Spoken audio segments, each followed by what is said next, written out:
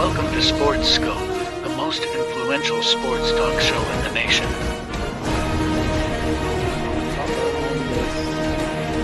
What is today, the 19th? Stay tuned for updates and great sports content. Hello, everybody. Welcome to Sports Scope. I'm your host, Robert Butler, on this 30th day. We're almost done with January, folks. A lot of good college basketball in February. We got the NBA All-Star game, the All-Star break. A lot of good stuff coming up here in sports. Of course, we got the Super Bowl next week. But hey, listen, time's going by quick here. Weather's kind of a drag after the playoffs and stuff. But before you know it, we'll be in March Madness. We'll be in the draft. We'll be in the NBA Finals. Playoffs. You got to get the playoffs first. Playoffs. But yeah, playoffs. So anyways, got a great show for you planned tonight here. Going to talk about Ben Johnson. There's different angles to looking at the Ben Johnson backing out and staying with Detroit. Great news for Detroit Lions fans. Did not see that story coming. Talk about that from different angles. Plus, Steelers hire Arthur Smith. Seems like the pressure's starting to really come up on Mike Tomlin. I'll talk about that. Plus, Travis Kelce. I've noticed there's a big spike in his numbers in the playoffs. I'll tease that. Tennessee Vols in the college game being investigated for NIL violations. So I've got all those stories I'm going to talk about and more. Stand by. We'll take our first and only break, and I'll be back here in 49 seconds. We'll hit the ground running here on Sports Scope. Hello, Sports Scope followers. The program has seen tremendous growth since going 5 days a week. I just wanted to thank everybody for your cash contributions and sharing the program with friends and families. Just a reminder, if you want to contribute to the program, go to the Cash App, the cash sign, and Sports Scope. There are other ways to contribute to the program listed at the bottom of the screen. If you want to advertise on the program, go to sports, that is sports with an S, another S, scope, SKOPE, at gmail.com, just like it's listed at the bottom of the screen. Thank you and enjoy the program. Alrighty then, I'm back here live. It looks like I am live on Instagram.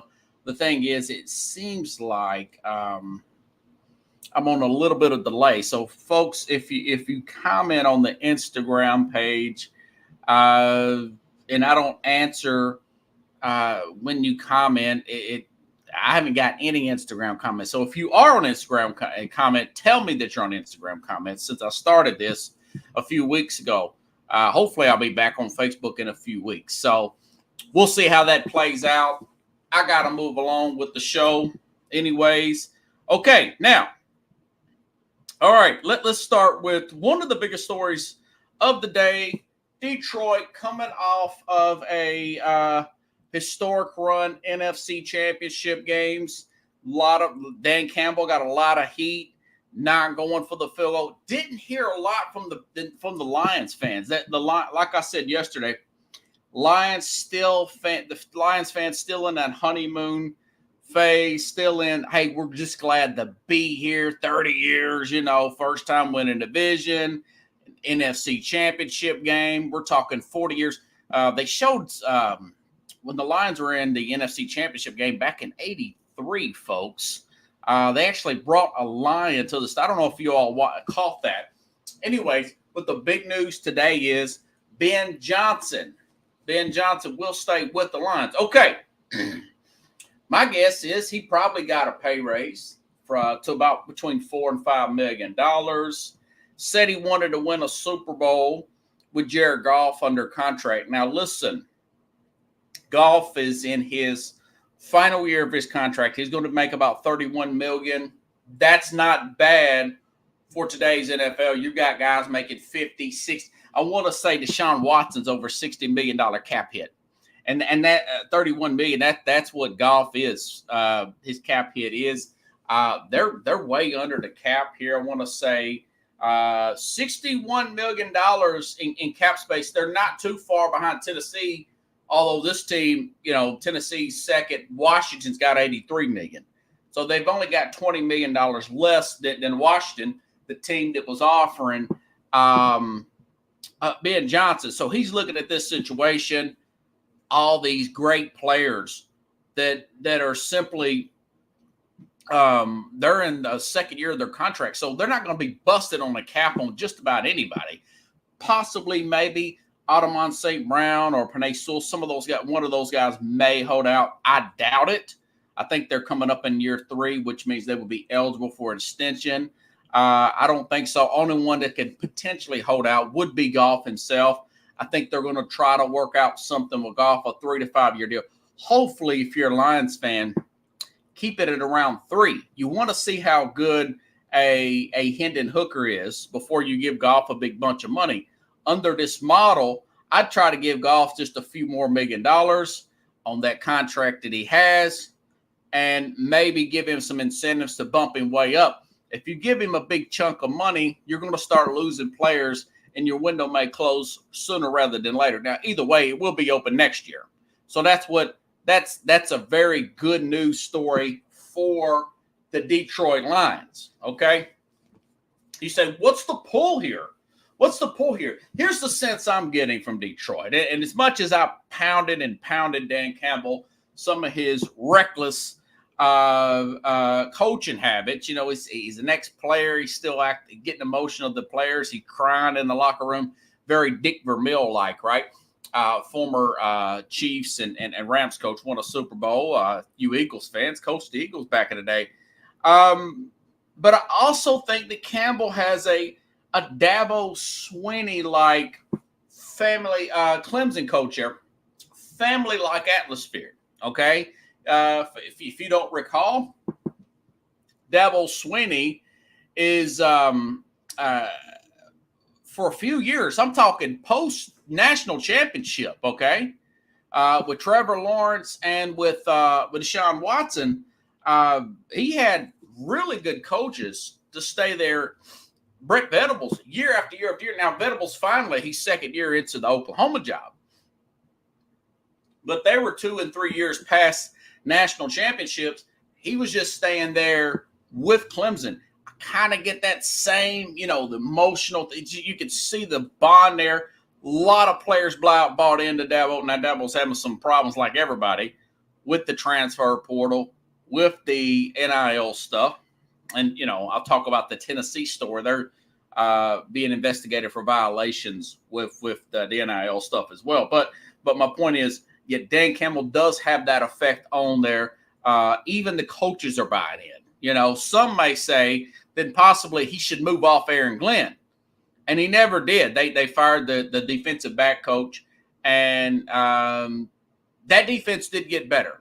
They need to make a step next year. This year, I think Green Bay is going to be a lot better. Minnesota, they still need a quarterback situation. I think the Bears are going to stay the same. I probably should bring back John Restano, see what his thoughts are on the Bears. But overall, that's the vibe I'm getting from Dan Campbell, okay? And again, Ben Johnson's looking at this. He's saying, Sam Laporta, 99 catches in a regular season. That's a rookie. That's a rookie tight end. Jamar Gibbs, sensational rookie. He could potentially, most running backs, folks, have a better season the second year they're in. I think it'll be all you fantasy players with that offensive line. Jamar Gibbs is going to be the man next year.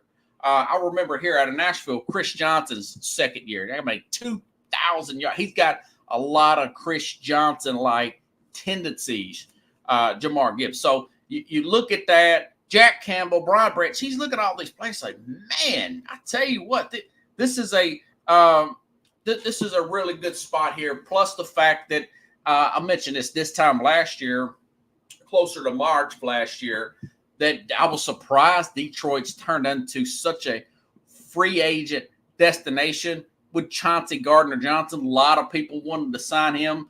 That was a safety, led the league in interceptions, had a big interception in the Tampa game a couple of weeks ago. That was a safety come over from Philadelphia. Plus, you got guys like Cameron Sutton. Now, Sutton, he's been getting torched, but he was a big free agent comes over from Pittsburgh last year. Maybe they can get that this year, but with the tackle or maybe work out something, with the defensive tackle, maybe another linebacker to go beside Jack Campbell. So he's looking at all this stuff. He's looking at their money situation, possibility to get a ring, and do something really historic. The other angle to Ben Johnson not wanting to take a job with a Washington that was supposed to have reported last week. They've got a general manager, Adam Peters, from San Francisco. Again, Washington leads the NFL, $83 million in cap room. Josh Harris, supposedly, pretty successful owner, owns the Philadelphia 76ers there. And he's got the 2 pick here, which means they could get Jalen Daniels out of LSU, or potentially, and I think is who they'll get, Drake May out of North Carolina. Talked about it last week. Could be a Carson Palmer-like prospect there. And plus, you're going to get double your money. Yeah, maybe he exaggerated that $15 million because he really didn't want to take another job. And maybe that may have shied away some of these organizations from wanting to jump that high to a coach that's unproven. Or this is a big blessing in disguise for the Washington Commanders. Maybe this guy, because all the reports I read that this was pretty much a done deal, that he was going to get hired with Washington last week as soon as possibly when the season's over with, and take over there as head coach there. It looks like a pretty good situation up there. Got quite a few players, skilled players and whatnot. Got that franchise potential quarterback. You're going to get double, possibly triple the money, depending on what he was making. I'm pretty sure he's going to be making money now, but, at least $6, $7, $8 million a year. No less than 6, I would think. Well, if you go for 15, you're a hot commodity. Several teams, I'll go out on a limb and say about 9. Okay, conservative here. I'll say $9 million a year versus maybe 5 as a coordinator, and that's a pretty high number.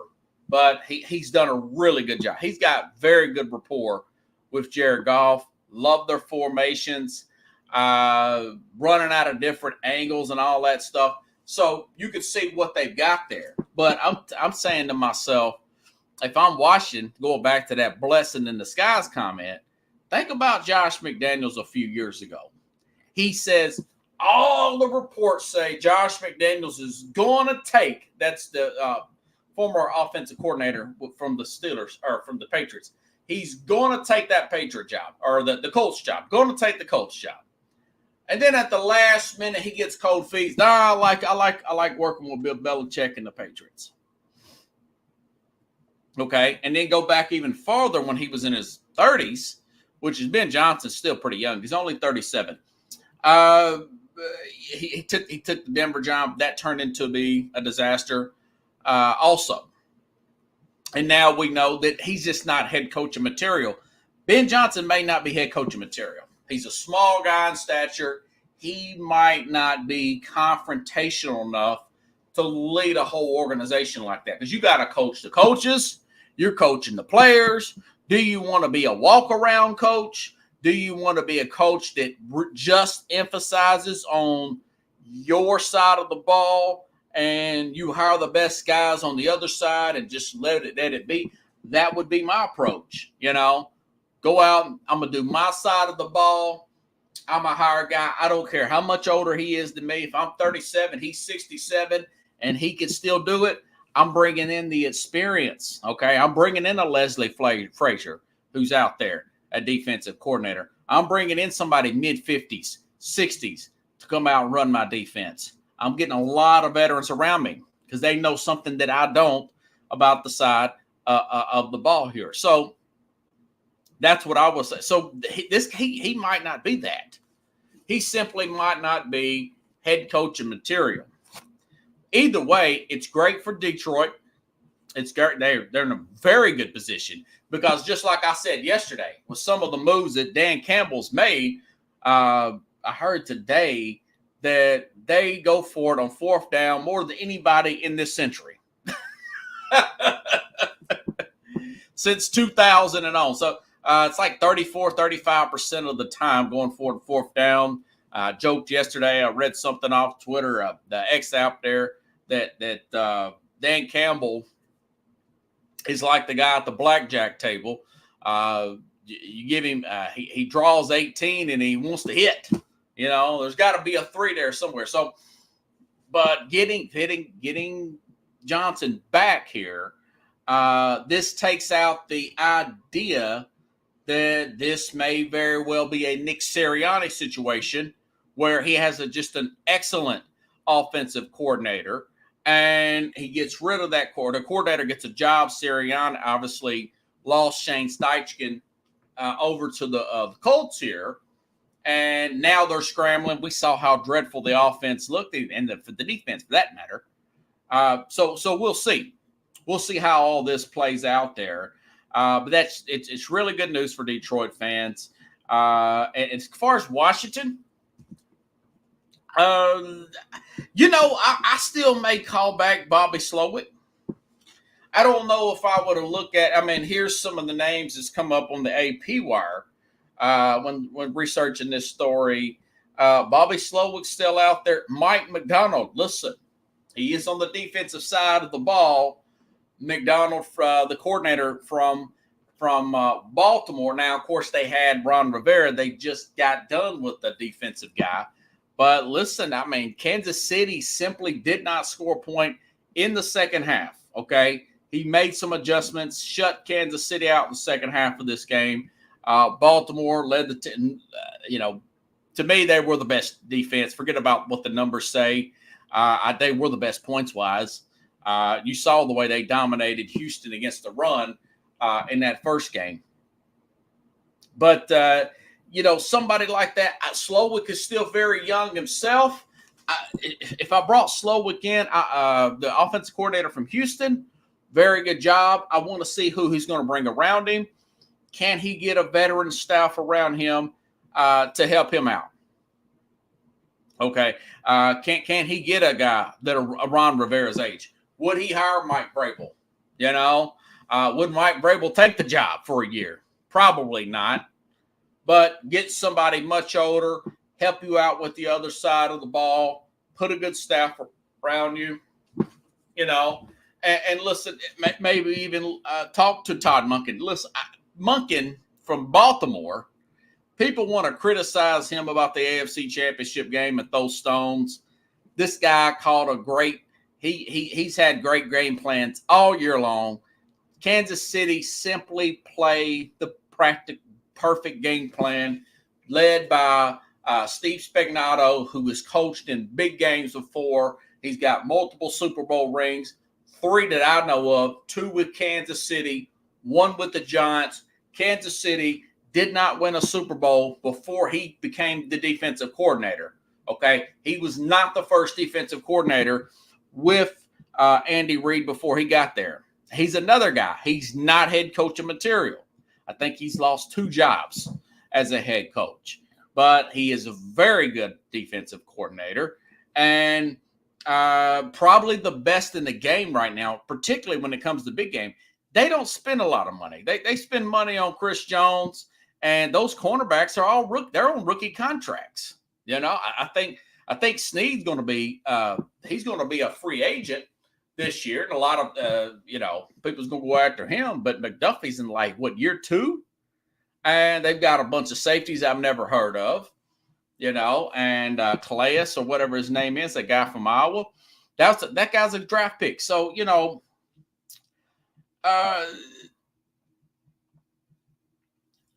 it's worth looking at a guy like a Todd Monken. Okay, it's worth looking at a Monken. Maybe they talk to Vrabel also. I don't know.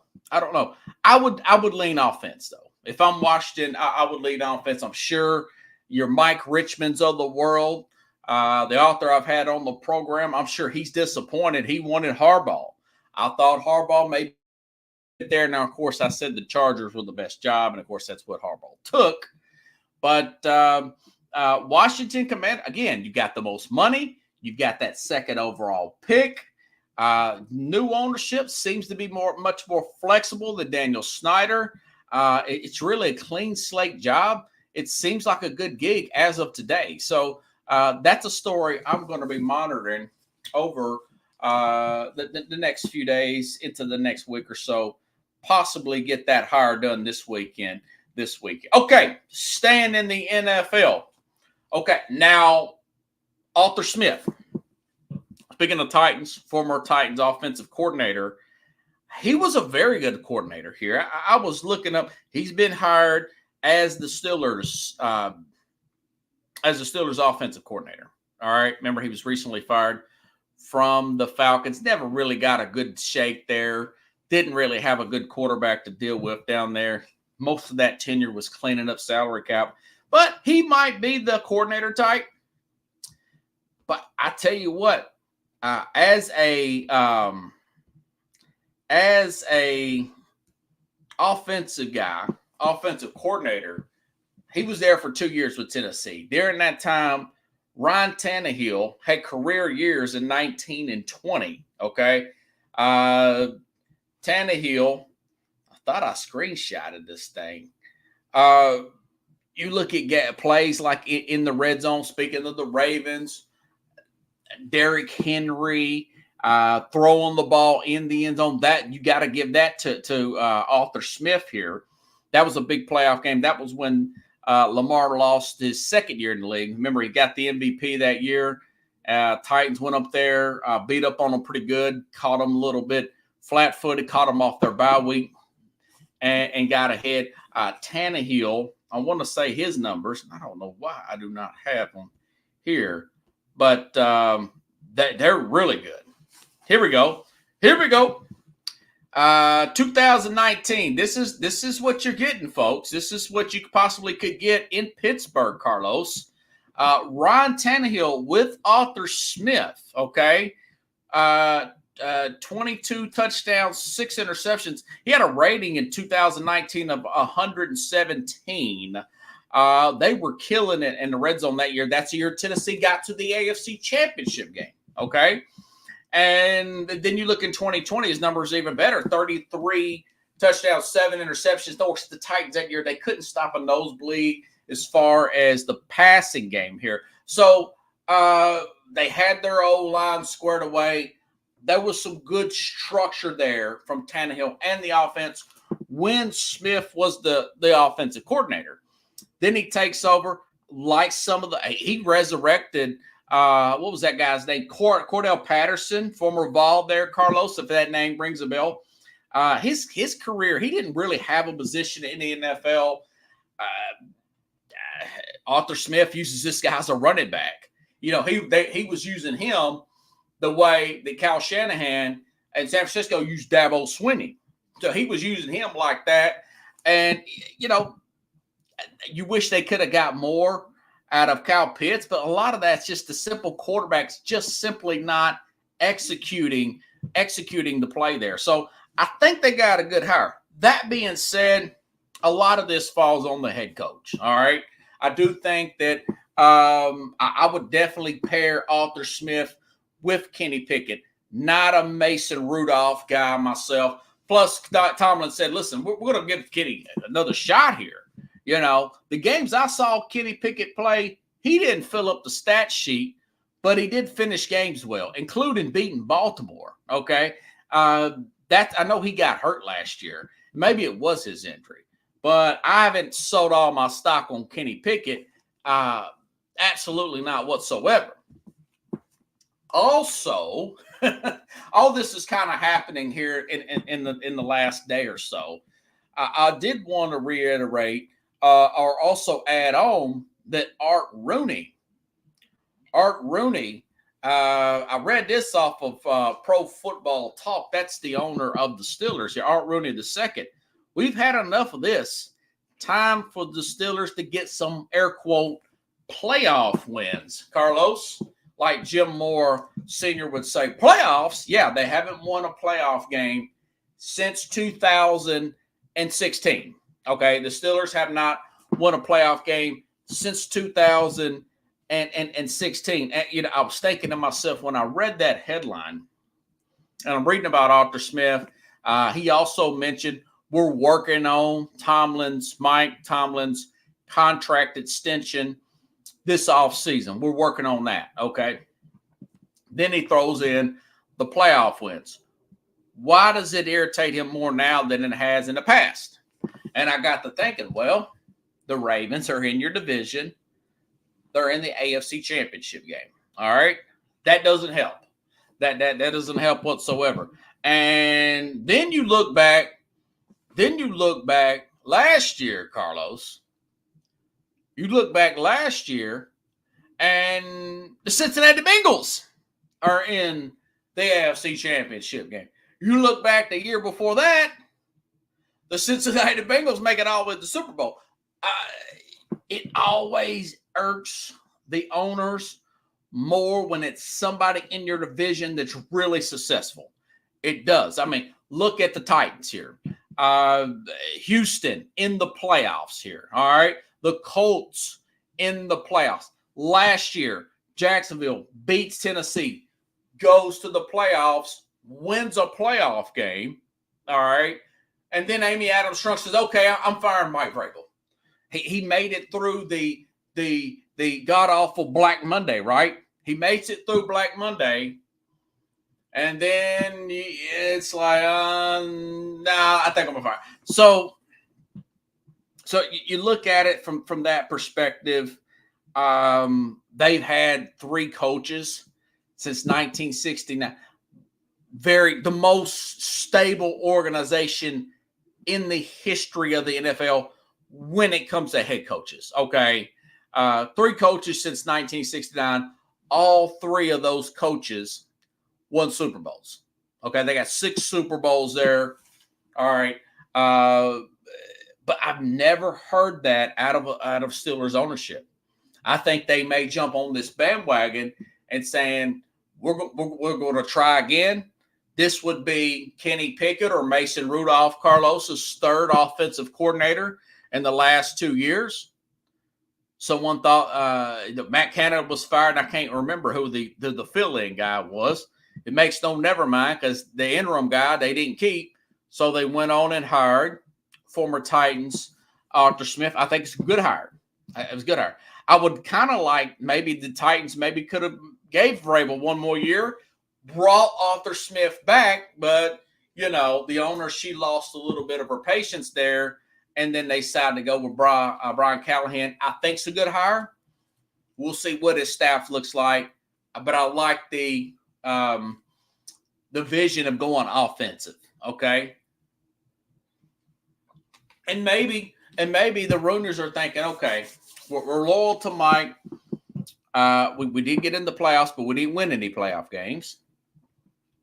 And they're probably thinking, like I said, I've been saying this all season. Since 2019, only offensive-minded head coaches have been in the Super Bowl. Not win the Super Bowl, been in the Super Bowl. All right?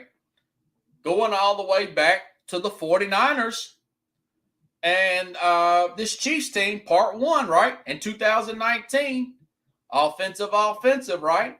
Go to 2020, Tampa Bay, Kansas City again, Bruce Arians, Andy Reid, okay? Then you go up again, you do Zach Taylor, and then, of course, you're going with Sean McVay with the Rams, right? Right, Carlos? All right. And then last year, of course, you had Sirianni.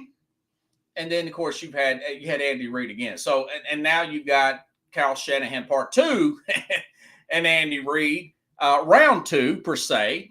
It's an offensive. So I could see Pittsburgh saying, you know what, maybe we should go offensive if this don't work. And, yes, they're probably going to have to look at maybe getting another quarterback here. You says Carlos says the Steelers need a quarterback and O-line and another deep threat. Yes. I'd probably shop that around, okay? If I'm the Steelers. I don't know where they're drafting at. I think when they made the playoffs, they got put out in one round. So they're going to be drafting in the 20s. That's usually where they are. I want to say they traded up a few spots back in 2004, if I'm not mistaken, and got Ben Roethlisberger. And they got Ben Roethlisberger. He was the third quarterback picked. Remember, you had Phillip Rivers in the debacle there because Mr. Manning, Archie, like, listen, man, Eli's not going to the Chargers, nothing personal, but he's not going to play for you guys. So you got to do what you got to do. You're going to work out something with the Giants. So we know what happened there. They got Phillip Rivers. The Giants end up with Eli Manning. And then a few spots later, all in one draft, a few spots, like maybe 10, 12, something like that. Then I see Bill Cowher. Yeah, I like this Roethlisberger. I was like, how you say this guy's like a hamburger or whatever? So this is a big quarterback draft. A lot of people will be surprised. I wouldn't be that they may go quarterback. Now, when you've got Tomlin there as the defensive-minded head coach, he's thinking, well, if we could just fix X, Y, and Z, if we could just keep these quarterbacks healthy and get a better running game, maybe we can keep – I think they may let Najee Harris walk. I think he's coming up on the 5th year there. I don't think he's that explosive. I would keep Jaylen Warren. I would draft another running back and put money elsewhere into the offensive line. They're pretty good at skill position. A lot of this is coaching and scheme, folks. And ultimately, it's the quarterback position, you know. And hopefully he's not stubborn enough to say, well, we're great at quarterback, because you're not. You're going against Lamar Jackson. You're going against Joe Burrow, who's going to be back. You're going against Deshaun Watson. You're still living on trying to beat up people off defensively when all the rules point towards the offensive side of the ball. Okay? Now, that being said, yeah, they got to the playoffs. Like I've been saying for the past 3 years, maybe since 2016, that Tomlin does just enough not to get fired. He always does. Because this team always drafts well. They draft them, and they'll move off of a clown. You know, they what a great move, by the way. So they turn around and trade Chase Claypool to the Bears. Sorry, John, if you're watching, I know that's a rough one for a second-round pick, and then they get Joey Porter Jr. at cornerback there. Turned out to be a pretty good play there. I think he got hurt. But Porter's going to be a good player. Porter's going to be a good player. TJ Watt, they got players on that side, you know. But they've also got a lot of money spent on that side. The offensive line got better.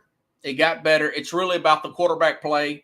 And this may be, I'm saying all that to say this, Carlos and everybody watching, this may be the last straw with Tomlin. We could see history made. Because ownership's like, man, we're going through coordinator to coordinator. Coach, it's probably just you. And that's why I think you've seen a lot of the national media saying maybe Tomlin should take a year off. Maybe he should do like a Sean Payton from the Saints. He realized he didn't have a good quarterback there after Drew Brees retired. He seemed a little burnt out. He knew that Saints team was busted wide open on the salary cap. But Mickey Loomis figured out a way to keep it. So he took a 1-year sabbatical, and then he came back, took the Denver job. I'm sure it wasn't what he thought it was, but he's back working. Seems pretty happy, you know. And so people were trying to suggest that maybe Tomlin do that. He's letting his beard grow out, and he's rough looking. And then after that rough loss to Buffalo, when he walked out of the – but then he comes back on Tuesday. He said, I'm fine. Hey, y'all got any questions about my contract? So he was in a totally different mood. He would be great for TV. You hear a lot of people talk about it. He's got good sound bites and stuff. He does. He does command the room. But I just think that if you don't have the perfect quarterback, if you don't have a deadlock franchise quarterback for Tomlin, I do not think you can win because he does not want to put the heavy money and resources into that offensive line, into that side of the ball. And he don't have to do that much because they draft well. I mean, Freiermuth is a good Freiermuth, the tight end, solid player. Very good. I like Warren. I like George Pickens. Okay. Deontay Johnson. These guys are solid, man. And not to mention the history of their wide receivers who've been good for a team that's built on defense like that. The Steelers. They draft really well at receiver. I mean, Antonio Brown, Emmanuel Sanders, Carlos. So they do have a history. Mike Wallace, you guys remember him? Very fast wide receiver. Take the top off of defense. Plexico Burris. I mean, just a long history there. And a lot of that is the offensive scheme and trying to get into the 2023, 2024, the 2020s per se. Again, since 2019, all the Super Bowls have had nothing but offensive-minded head coaches in there. There's a reason why Bill Belichick hadn't been hired yet. One thing, he's defensive-minded. Another thing, he's wanting to do all the drafting. That's 2 strikes, man. So Carlos says, if I was Pittsburgh, I would have gone with, Arthur Smith, Bieniemy.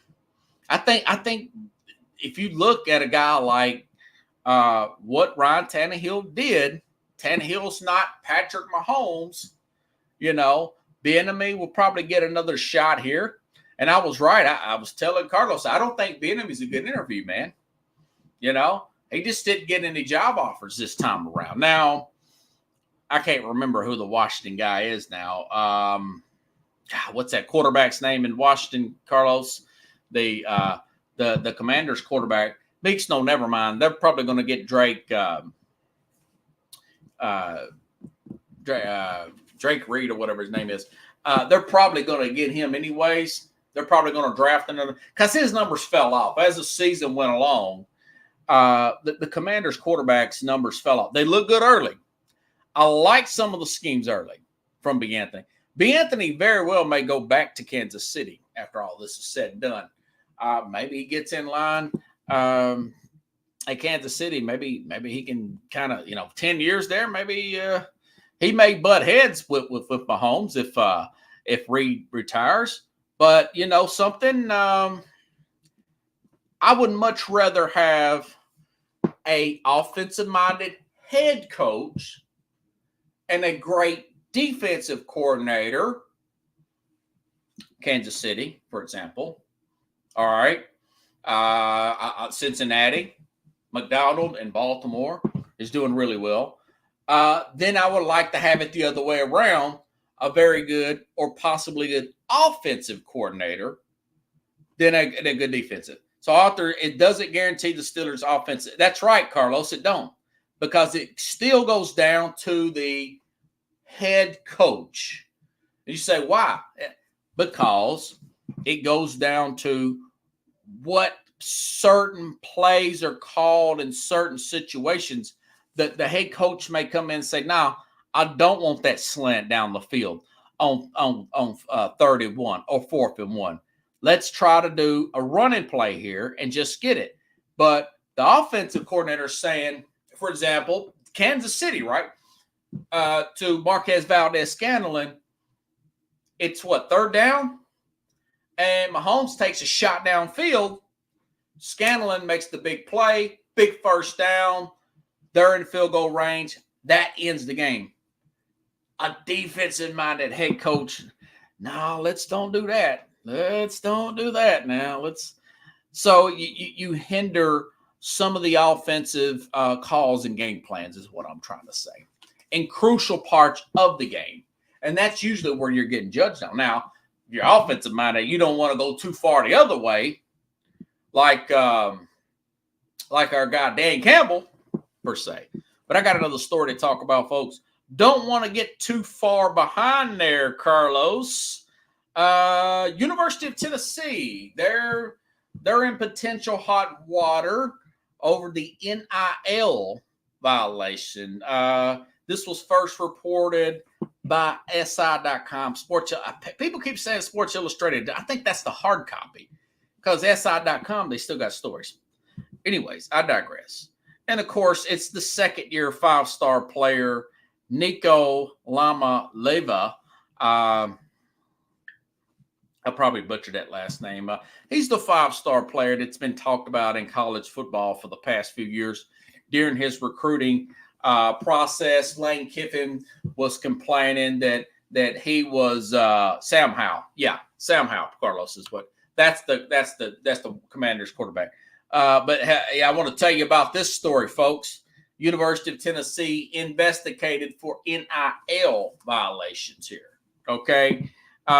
Supposedly, Nico, the big five-star quarterback, second, I think he was to Arch Manning, who was the sensation there at, the big name, the nephew of Peyton and Eli at Texas. This guy was number 2. Now, he might have been number 1. Maybe Arch is simply just a big name. Nico came in for the bowl game against Iowa. Tennessee shut him out. He looked good as a runner and as a passer. Kind of reminds me as a college version of a bigger Marcus Mariota type of player here. So this story comes out that there's some violations here. And immediately after, looks like my signal's trying to go out there. Immediately after this story, the chancellor of Tennessee comes out and says, listen, she barks back at the NCAA for this, at these allegations. Okay. And I've got some notes here from the Athletic. This is from the Athletic here, Bruce Feldman and all. He was the main writer on this. It says Tennessee under NCAA investigations for his alleged NIL violations. It says multiple sports, but mainly it's the Nico one from what I read. Okay. SI first reported it was described as major violation. Tennessee has not received. Has not received notice of allegations. A source familiar with the situation. Tennessee feels confident the UT's followed all the NCAA guidelines. In a letter to the president, Charlie Baker, on Monday, Tennessee's chancellor, Carlos, this Don D. Plowman, criticized what she called 2.5 years of vague and contradictory NCAA memos, emails, and guidance about name, image, likeness, and said the organization is failing. She said the NCAA's alleged allegations are factually untrue and perduratory, using a $50 word, flawed. A group from Tennessee met, what'd she say? Hold on, let me see what she has put here. This is from a group from University of Tennessee met with members of the NCAA enforcement staff Monday, according to the letter. Student perspectives, parents, coaches, and NCAA. Clear rules, Plowman wrote, are, as you acknowledge in the recent congressional hearing, the NIL guidance for NCAA to student athletes has been inconsistent, she says, and unclear, and the ambiguity, you could tell this woman's an academic, has filled student athletes and collectives with uncertainty about how to follow these rules.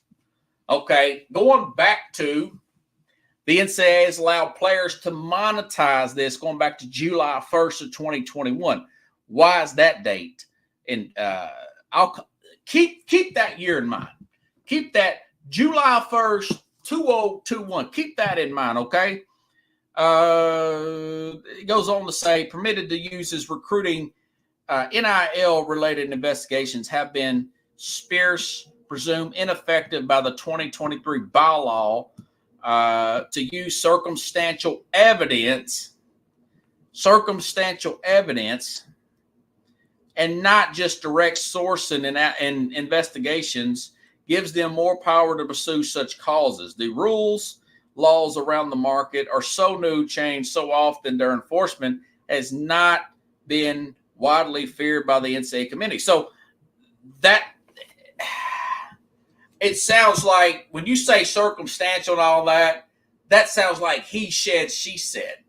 I'm sure Tennessee's competitors probably came to the NCAA as soon as this guy signed with Tennessee. They're not in a recruiting hotbed in Knoxville, Tennessee. It's not Athens, Georgia. It's not Gainesville, Florida. Although I did read that Florida's being investigated about some things. Florida State had some minor violations, but they got taken care of. My thing is, again, since 2021, back to my notes here that I wrote down, look at this thing has taken college football by storm, and they're still trying to figure out. And I said this, we're going to be in the panic stage. We're coming up on year 3. That's really that's not a long time. We're coming up on year 3 of transfer portal name, image, and likeness. Okay. And these older coaches that have already made a lot of money, they ain't got nothing to prove. I mean, Jay Wright's only 61. He was 61 years old. He walked out. He walked off year before last. And then Nick Saban still had plenty left, had a national championship contender coming in to this season, coming up in fall, had quarterback coming back, a lot of young players, had the number 2 class, had the number 1 class year before that, and all the crap he had to deal with this past year, losing players. Other teams are stacking their teams up. The talent stretched out so much that it's more of an even playing field. And he didn't like that. He's used to Alabama coasting, you know. So you're going to have people throwing mud at each other saying, hey, look, we know you're cheating. We know you're $7 to $8 million deal based on, and I went back and looked at that during his recruitment process for Nico, the big time. And according to, let me see, let me make sure and get this right here, if I still got it. I want to say, yeah, this football scoop here. The Athletic reported that the 2023 high-level football prospect secured a worth potential $7 to $8 million for his collective career, pending the legal boilerplate in 3 years at the program, among other items. Per my sources with direct knowledge with the situation. This is the and Knoxville-based Sparee Sports Group. So that's something to do with their NIL. You know, hey, listen, do I think Tennessee may have violated some things? I don't know. I do know one thing, that they got in trouble before with Jeremy Pruitt, and I know they're a little bit desperate because they're not in that recruiting area. I didn't even talk about that Travis Kelce story, guys. So that it's a hot mess. Carlos, remind me. I'll probably ask your opinion about that story coming up on Friday. Part of me thinks they're going to be okay because it seems like she's making a good point about that circumstantial stuff. So it sounds like the rules are not clear there. You rarely hear a chancellor come out and say something that quick. They're usually real quiet and kind of working with it. Okay, Travis Kelce. Wanted to get to this story. I want to wrap this show up just before the hour ends. So I got 12 minutes. I'm doing good on time, but I didn't want to forget my Travis Kelce story. I wanted to get to that one before I got to the Tennessee story. But here we go. Okay. So as I mentioned at the very beginning of the season, I think Travis Kelce probably will take a step back in this year, 2023-2024 season. Proven right off the bat. He misses opening night against Detroit. We saw that. Kelce, and then he comes back. He's still kind of sluggish against Jacksonville. Kansas City loses that opening week against Detroit, but they bounce back. They beat Jacksonville, right? They beat Jacksonville, but he's still somewhat sluggish here, you know? Kelce he's still somewhat on the sluggish side of things. So just reading you some of his stats of the season. All right. 4 catches, 26 yards, touchdown against Jacksonville. First week back, I'll say he peaked out, 12 catches, 179 and a touchdown, October 22nd against the Chargers. So he hit a little hot streak there. But as the season went along, it was more of 3 catches, 14 yards against Miami, even after his bye week, folks. Even against Philadelphia, 744 and a touchdown. Okay? Then you start to get a little closer towards the end of the season.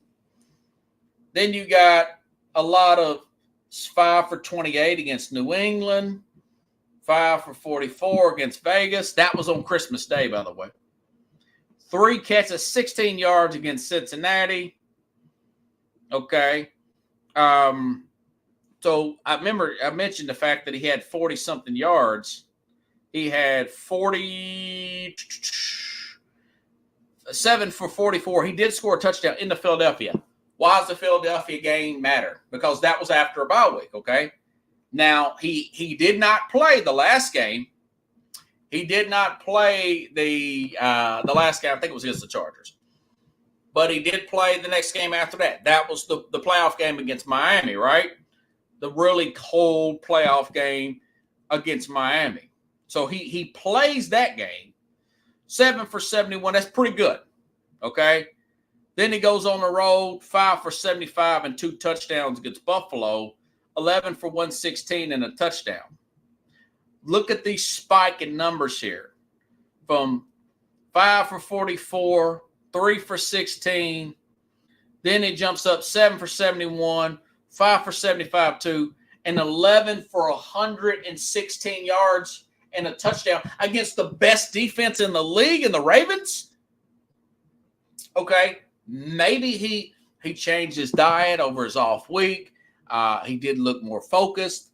A lot of those catches were short passes and well executed by Andy Reid, and of course Mahomes putting the proper touch on the football. But one of those was a runaway touchdown, like a, what do you call it? Like a back shoulder timing route where he had to beat the guy to the punch.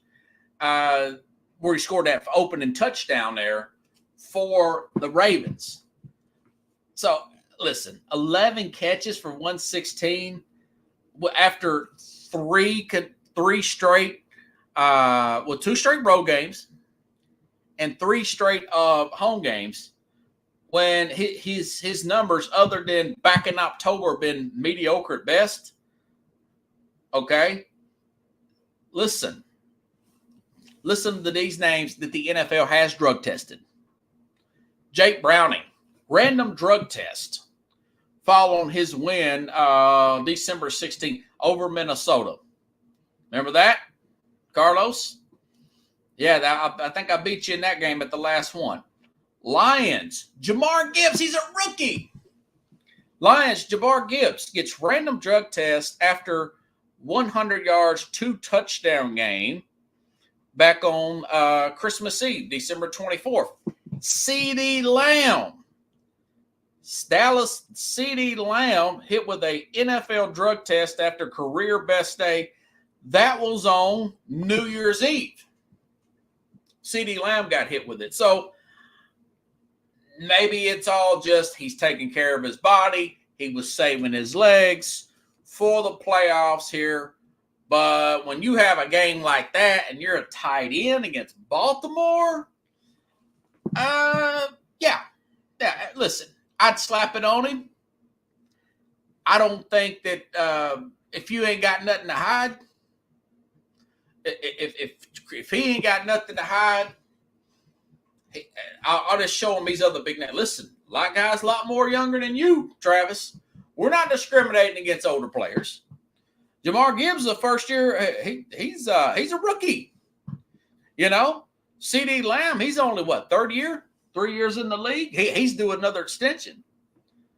But when you get a lot of this 3 catches, 16 yards, 5 for 44, 5 for 28. Now he did have some 6 for 83 against Buffalo back in early December, and he had some 6 for 91. I'll say that too on November, but there was a big fall off there in December. And for you to go on the road like that and play that well 2 consecutive games, I wouldn't be surprised if he didn't get it. Now, if you really want to get into the conspiracy world, maybe they didn't want to do that because of the Taylor Swift being at the Super Bowl. That could be an issue too. But it's maybe he's just taking care of himself. He was saving himself. He's getting towards the end. He'll be 35 in October, folks. This is not playing quarterback where you kind of just sit back and throw. You have to run and hit people and get open as a tight end. He may be used in goal line situations next year, so it's all food for thought there. It's just an observation. Maybe this man, and I still like Kels, okay? Contrary of him, I know he'll do anything for money. With the vaccine stuff and the Bud Light stuff, I'm not mad at him. He did get into a little bit of trouble in college. That was in a documentary. That was in a Kels documentary. I think it was marijuana or something. I think got kicked off the team or something. But he didn't get, to my knowledge, I don't think he's gotten any trouble in the NFL. So not making any, just observations. Not accusations, observations. And if I was in the league, I'd just throw it on him. Say, hey, if you ain't got nothing to hide, brother, go ahead and do it. Everybody, there's other players who get these random tests here. Just a little food for thought. If you like the show, folks, share the show. I was very tired today. I cannot believe I made it to the show. I hardly slept a wink last night, but I was feeling so good today. I figured, you know what? I think I'll talk to you all about these breaking stories here in the league. So, Carlos, I will see you Friday. And otherwise, folks, again, especially you share this show on if it's YouTube, share it on your social media. I would greatly appreciate that. Otherwise, I'll be back here tomorrow, same time, same place, here on Sports Scope. Thanks, everybody.